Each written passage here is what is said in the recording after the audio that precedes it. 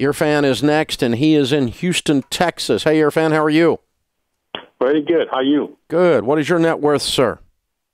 1.34 million. 1.34. Cool. And what is that invested in, sir? So about 190 in kind of liquid, and the major chunk of that is invested, about 590K in investments, all kinds of mutual funds, structured notes, Gotcha. Index funds, Gotcha. including some tax advantage accounts, 401Ks, HSAs, Roth IRAs, 529. Gotcha. Okay. And your age, sir? Age 44. Oh, young millionaire. Very good. And how much of the 1.3 million did you inherit? Nothing. Zero. Okay. Yeah. And what has been your range of income in your working lifetime, sir? So working lifetime around 20 years, range from about 44K to 135K. Okay, cool. What do you do for a living? I'm a mechanical engineer. Engineer. Cool. And your degree is in engineering? And yes, a bachelor's and a master's. Okay. And your GPA? GPA was 4.0. Ah, you're one of the smart ones. Okay. And the how much of the 1.3 million is there because you borrowed money to invest?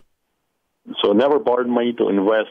I don't like debts to begin with, obviously, but the only time I borrowed money was to buy a home, and with the plan to pay it off as quickly as possible. So the first home I bought, I paid it off in about 6 years. Then we had to move to Houston, and because of the timing, I was hoping that I would never buy a house with debt because I would sell that and buy the new one, but I couldn't sell at that time, so I had to buy and borrow money again. But this time I paid off in 3 years. Gotcha. So now I have what part debt. has giving played in your financial plan? A major part. So we have a certain amount of funds every year that we allocate for sure, no matter what happens, and then some, as needed. So mostly people that we know firsthand. So we just help out every way possible. Gotcha. Okay. So what is your accent? What is your heritage? So I was born in Pakistan and been in the U.S. Since '93.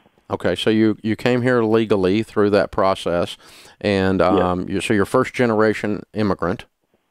Yes. Did you know that people who come here legally like you are 4 times more likely to become millionaires than those of us that are born here?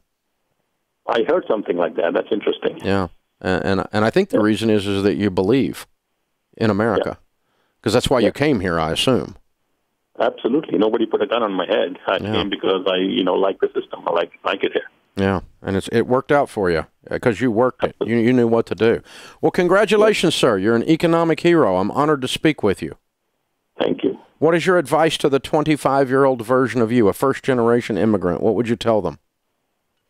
So one, it's possible to be a millionaire. It's not that hard. A lot of people think that it's all about, to make money and save money. You got to make a whole lot of money. What our experience has been is all about what you save, not what you make. And so our savings rate is 80% right now. Whoa! And so the only regret we have is that if we started that journey, and we were doing it, we've always been kind of minimalist, and we have become more, firm minimalist now. But before we started actually tracking money, like you say, give every dollar a mission, we do that more religiously now. If we had done it before, we are on a path to financial independence in about 4 years now. We could have done it a long time ago if we just started early. And another key is, like you always say, don't ever borrow money. And then, most important thing for us is enjoy the journey. For us, it's not as much as like sacrificing and being in pain and it's like a delayed satisfaction. We are, while we're saving money, we're actually enjoying stuff. Yeah. We never feel like we're deprived. We just enjoy and we just focus on things that are more important to us. That's how we save money. Yeah. But we never deprive ourselves. And still have a savings rate of 80%. Very well said. Very well done, sir. Wow, what a wonderful testimony. I love it. I love it. Well, it's an honor to speak with you, sir. Very, very well done. Okay, so I talked to folks with 2.6, 1.5, 3 million, 2 million, 1.45, and 1.34 million. So nothing lower than 1.3 and nothing higher than 3 million. And 69, 63, 77, 51, 44, and 44. That was the millionaires we talked to today. GPAs were all over 3.0, but most of them were in the threes, the low threes. We've had teachers, we've had business people, we've had military, we've had 2 engineers, Let's see here, one other one. Oh, we had a grocery store executive, and there you go. I didn't hear a single athlete. I didn't hear anybody that ripped anybody off. Oh, by the way, zero inheritance that caused the millionaire status. One guy inherited $400,000, but it was after he already had over $1 million. So this mythology that millionaires are all evil people, and frankly, it's Bernie Sanders was putting out the message. I mean, obviously he's no longer in the running, but Hillary's picked up on the message. But it's mythology, you guys. Meaning it's just they're freaking liars when they say that the little man can't get ahead and you need to elect them in order to get ahead. It's just lying. And they know these numbers. They know the truth. I meet millionaires like this. For 30 years I've been doing this. They're all over America. There's about 10 million millionaires in America right now. And this is who they are. You've been listening to them for the last hour.